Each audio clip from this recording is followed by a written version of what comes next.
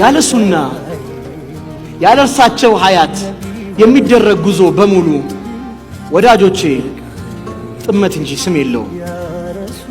ያረሳቸው ፋና የሳቸውን ሚና የሚያሳንስ በህይወት ውስጥ ያላቸውን ቦታ ከመልእክት አድራሽ ፖስተኝነት ያለየ ማንነት የጥመት መንገድ ብቻ ነው። የአላህ መልእክተኛን ያልያዙ ልቦች አይገሩም።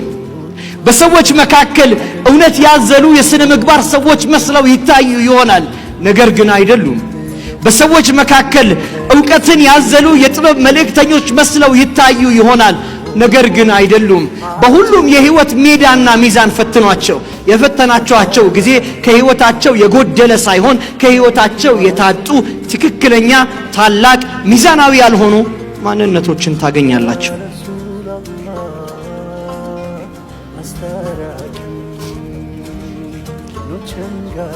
اللهم صل وسلم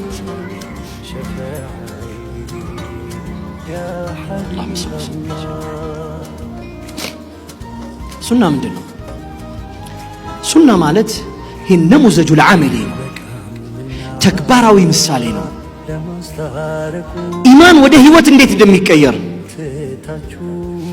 መርህና እሴት እንዴት የህይወት አካል የሆነ የህብረተሰብ ማንነት እንደሚሆን ዒባዳ ወደ እውነተኛ ፍኖቱ እንዴት እንደሚቀየር ቁርአን ከሚነበብ መጽሐፍነት ወደሚኖር የህይወት ስርዓትነት እንዴት እንደሚቀየር የሚያመላክት መንገድ ማለት ነው።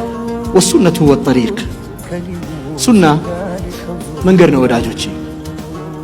ለዛ ነው አላህ መልእክተኛ ሰለላሁ ዐለይሂ ወሰለም ባዕደማ አዚነ ፊ ኪታበቲ ሱነቲሂ ሱናቸው እንዲጻፍ ካዘዙ በኋላ ለአብዱላህ ብን ዓምር ብን ልዓስ እክቱብ ጻፍ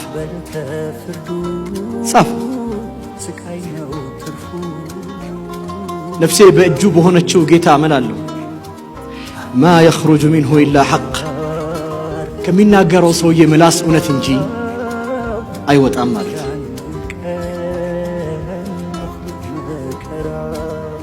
አላሁ ስብሓንሁ ወተዓላ በመጽሐፍቱ ውስጥ ያዘዛቸው ሁሉ ትእዛዛት እንድኖራቸው ያዘዘን መልእክቶች በጠቅላላ የህይወት ምሳሌ በማጣታቸው ነው ዛሬ የምንንከራተተው።